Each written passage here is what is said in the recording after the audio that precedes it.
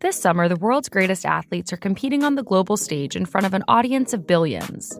They've been training their whole lives for this moment, and now you get the chance to hear their stories up close and personal. This is Nike On Air, a series about elite athletes brought to you by Nike. You'll hear from the world's fastest woman, Tatiana McFadden, the breakout breaking star, Sunny Choi, basketball legend Dawn Staley, and more.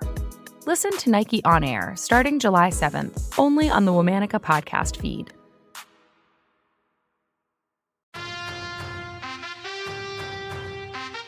Hello. From Wonder Media Network, I'm Jenny Kaplan, and this is Womanica. This month, we're celebrating women who performed physical and mental feats in sports.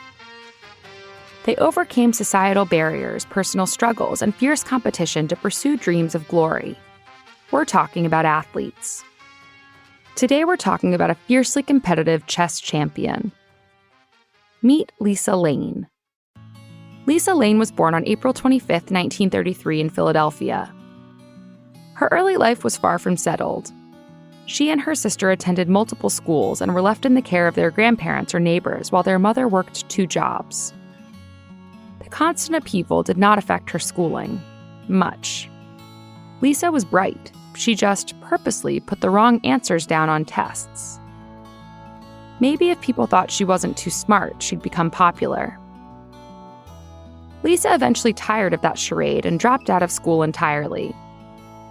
She worked several jobs before returning to her education at Temple University. Lisa began playing chess recreationally after seeing students play between classes. Before finishing her degree, Lisa again quit school and opened a store in Philadelphia. During quiet moments at the store, Lisa would escape to neighborhood coffee shops and immerse herself in the world of chess. Despite initial losses, Lisa's determination to master the game was resolute. Her dedication caught the attention of one of her opponents, who invited her to join the Franklin Mercantile Chess Club. It was there that Lisa's love affair with chess truly began, under the mentorship of the chess player Attilio de Camillo.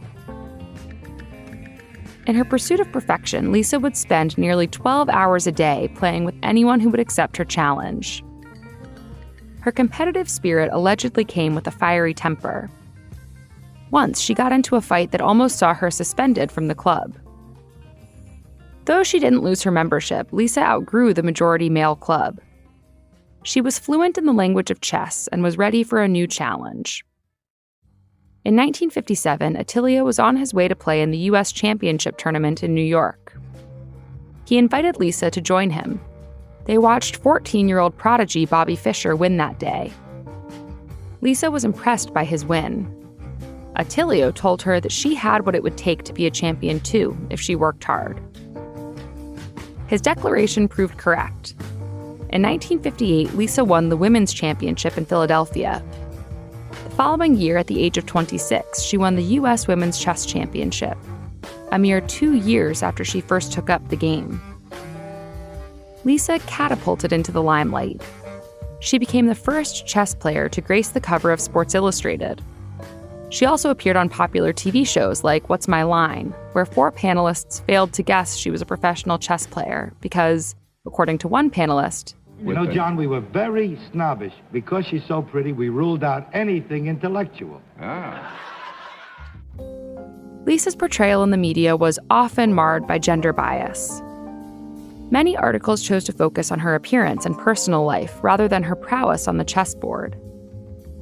Despite the public attention Lisa brought to chess, she was not compensated like her male competitors. She picketed at the 1966 U.S. Women's Championship. When she saw the prize was $600, just 10% of the men's prize of $6,000. None of the other women in the tournament joined Lisa in the fight. Lisa tied for that title. Lisa also called out Bobby Fischer for his sexist belief that men and women should not play together. She quipped back that adults and children shouldn't play together. Lisa's performance was always scrutinized by the press. During a 1961 tournament in England, Lisa struggled in matches and withdrew. She said she was homesick and lovesick. The media published headlines like "Cupid checks chess champ," and Chess Queen Quits, She Was Only a Pawn of Love. Lisa was in love with journalist Neil Hickey, and the relationship lasted until her death. The public narrative around Lisa Lane was familiar to women athletes in male-dominated sports.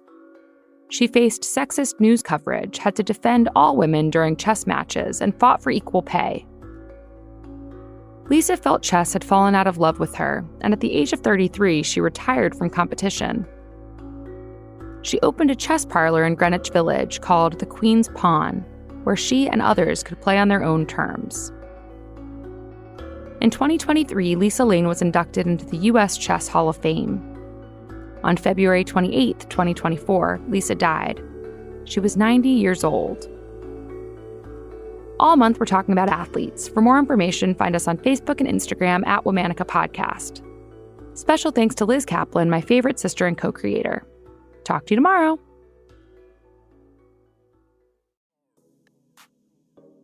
This summer, the world's greatest athletes are competing on the global stage in front of an audience of billions. They've been training their whole lives for this moment, and now you get the chance to hear their stories up close and personal. This is Nike On Air, a series about elite athletes brought to you by Nike. You'll hear from the world's fastest woman, Tatiana McFadden, the breakout breaking star, Sunny Choi, basketball legend John Staley, and more. Listen to Nike On Air starting July 7th, only on the Womanica podcast feed. In 2009, Mitrice Richardson was released from the Malibu Lost Hills Sheriff's Station, and she never made it home. Nearly a year later, Mitrice's remains were found in a canyon 6 miles from the station. Her death is Malibu's greatest unsolved mystery. I'm Dana Goodyear. In Lost Hills, Dark Canyon, what happened to Mitrice Richardson? Listen on the iHeartRadio app, Apple Podcasts, or wherever you listen to podcasts. I'm Jordan Gonsalves, and I'm a journalist. Join me on my new podcast, But We Loved, where queer elders recount the amazing history they've lived through. In the middle of Wall Street, they stopped traffic. They were doing a die-in.